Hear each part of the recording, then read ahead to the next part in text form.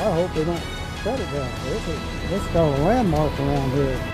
As crews work to clear the way for the Hoosier Heartland, a Carroll County man fights to save a 200-year-old tree from becoming firewood. Good evening, I'm Jeff Smith. A Burroughs man is determined to save a 2-centuries-old tree from being cut down.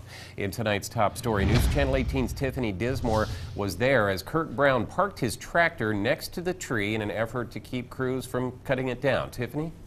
Jeff, Kirk Brown is hoping his tactics will save the old tree that generations in his family have grown up admiring. Something I don't want to happen. My whole family doesn't want it to happen. The Brown farm just outside of Burroughs has been passed down from generation to generation since 1848. Included on the land is this tree that's more than 200 years old. So when the Hoosier Heartland plans were drawn and the state asked to purchase some of Kirk Brown's land for the new highway, it was sad. Stated I didn't want anything done with this tree. Brown says he asked the state to respect his wish to keep the 2-centuries-old tree standing.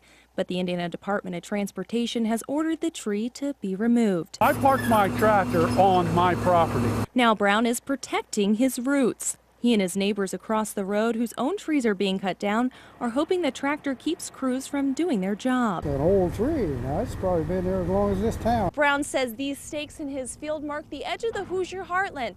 The state did purchase some of this property back here, including where the tree's standing, but as you can see, it's about 75 yards away from where the road would be. They haven't worked with me on what they can do to save this tree. INDOT spokesman Jim Pinkerton says in the official written agreement between Brown and the state, there was no request to keep the tree.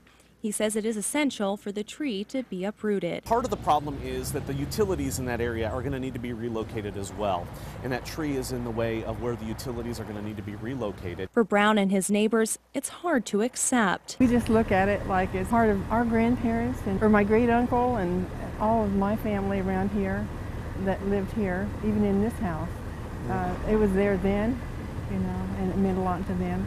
Because of this week's storms, crews aren't able to cut the tree down anytime soon. That gives Brown hope an agreement can be met. Some people say it's just a tree. Well, yeah, I guess it's a tree, but look at it. See how big it is. Something I don't think they need to take. For now, the tree lives another day.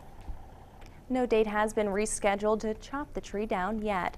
Tiffany Dismore, News Channel 18.